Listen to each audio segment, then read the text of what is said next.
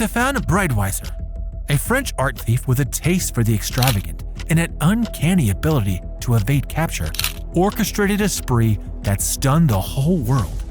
Breitwieser stole an astonishing 239 artworks from 172 museums across Europe, amassing a collection valued at nearly $1.9 billion, all while leaving barely a trace.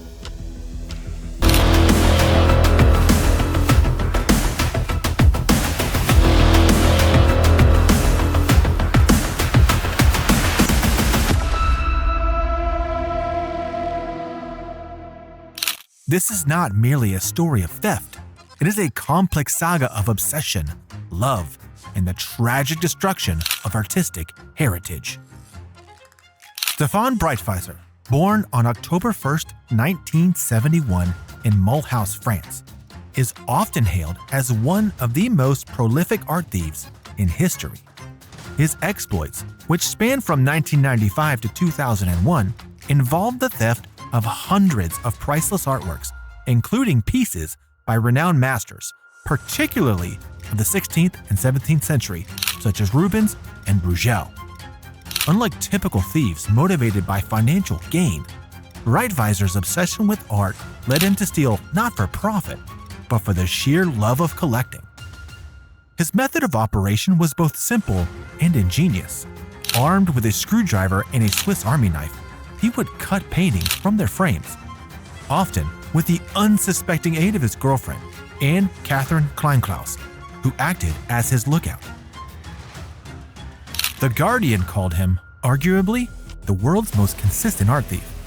He has also been called one of the most prolific and successful art thieves who have ever lived, and one of the greatest art thieves of all time. Breitwieser's introduction into art theft began in 1994 with what seemed like a minor offense, the theft of an 18th century flintlock pistol from a museum of friends in Thann.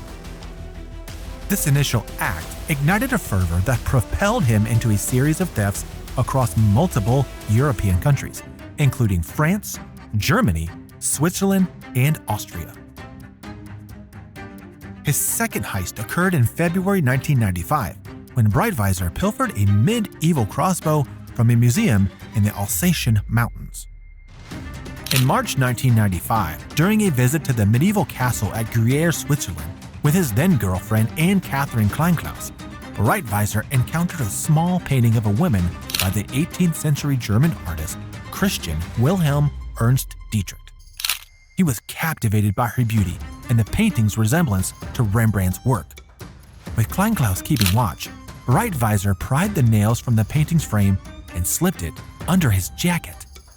This theft marked the onset of a prolific spree, with Breitwieser stealing art at an astonishing frequency, approximately one theft every 15 days. Breitwieser's choice of targets was deliberate.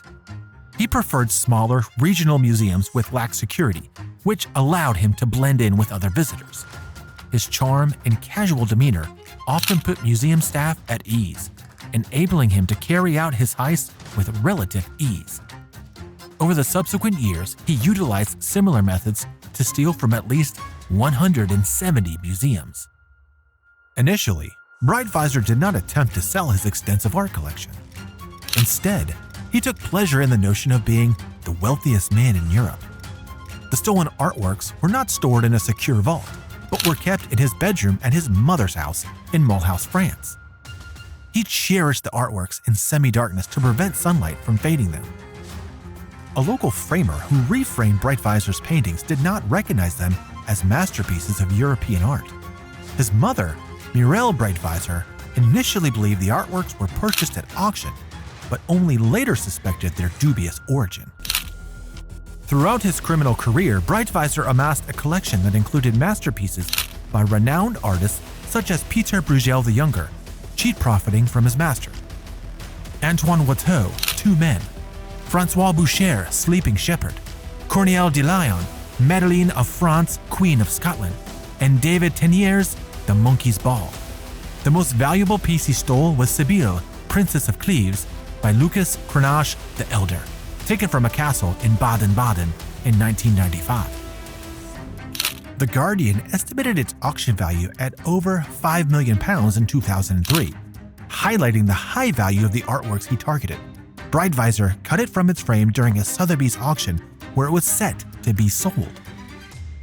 Breitwieser's thefts were not just acts of kleptomania, but were intricately linked to his sense of identity. He considered himself a custodian of beauty, believing that he enriched his life by surrounding himself with art. In interviews, he conveyed his sense of fulfillment from his collection, stating, "I enjoy art. I love such works of art. I collected them and kept them at home." This self-perception as an art lover, rather than an art thief, adds complexity to the narrative, prompting a consideration of the motivations behind his actions. Breitwieser and Kleinklaus were apprehended for the first time in 1997 when they stole a Willem van Aust landscape from a private collection they had been allowed to view with special permission. The gallery owner, alerted to the theft, recognized the pair as they left in Breitwieser's mother's car. Another stolen artifact was found in the vehicle. Since this was Breitwieser's first offense in Switzerland, he received only an 8-month suspended sentence and was banned from entering Switzerland until May of 2000. Despite this, he continued working across the border in Switzerland under his mother's maiden name and persisted in his thefts, even revisiting museums he had previously targeted. Breitwieser's good fortune ended in 2001 when he was caught stealing a 1584 bugle, one of only 3 like it in the world, valued at £45,000 from the Richard Wagner Museum in Lucerne, Switzerland. A security guard spotted him before he could escape, but he returned to the museum 2 days later. A journalist, Eric Eisner, noticed a man surveying the museum who seemed out of place and alerted the main guard, who was also the one who had seen Breitwieser during the theft. The authorities were notified, leading to Breitwieser's arrest. Lucerne police awarded Eisner's dog a lifetime supply of food for its role in the capture. The subsequent investigation revealed the extent of his criminal activities, leading to his arrest. The aftermath was chaotic. Upon learning of her son's arrest from Kleinklaus, who had evaded Swiss authorities, Mirella Breitwieser destroyed many of the artworks stored at her house in Mulhouse. Reports indicate she either cut or carved them up, disposed of the frames, and incinerated them in a nearby woodland. She also discarded other stolen artifacts like vases, jewelry, pottery, and statuettes into the Rhone-Rhine Canal, with some pieces later recovered through dredging and diving. Most of the 107 pieces were retrieved. Mirella Breitwieser claimed she destroyed the artworks out of anger towards her son, though police suspected she did so to eliminate incriminating evidence. She apparently was unaware of the artwork's significant monetary value. Swiss authorities took 19 days to obtain an international search warrant for Breitwieser's mother's house. The police found only the cord originally attached to the antique bugle stolen in Lucerne. Breitwieser did not confess to his crimes until several months later, providing a detailed account of the stolen works. His mother admitted to destroying the artwork 7 months later, after some pieces had washed up in the Rhine's bank. A Swiss police officer remarked, "Never have so many old masters been destroyed at the same time."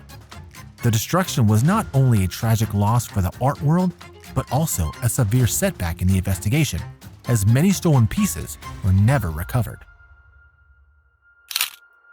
On January 6, 2005, Breitwieser attempted to hang himself in trail detention but was stopped by a fellow inmate who alerted a guard.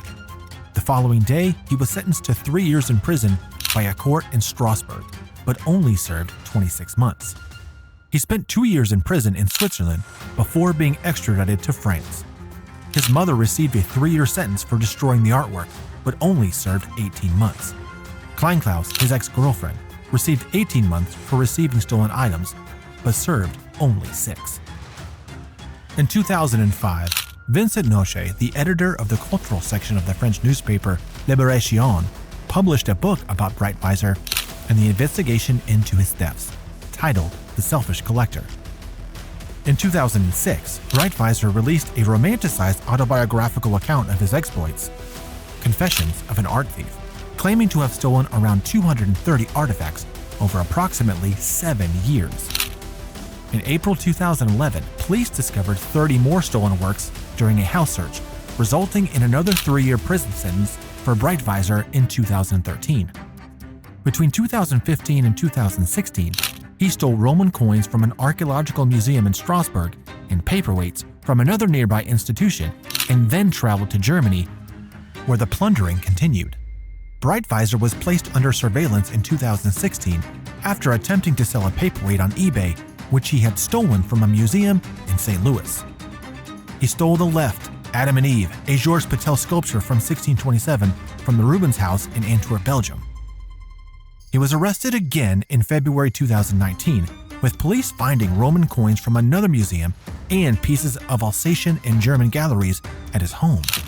Hidden in buckets at his mother's home, they also found 160,000 pounds in cash. The trial took place in March 2023 in Sarreguemines, France, where he was found guilty and sentenced to house arrest until 2031, with the requirement to wear an ankle monitor. The story of Stéphane Breitwieser is a mix of loving art, the excitement of stealing, and the sad results of being too obsessed. Even though Breitwieser thought he was an expert, what really happened shows a darker side, a story of loss, damage, and the haunting question of what it really means to appreciate art. If you enjoyed this video, please like, comment, and subscribe to Breakout Bank for more videos.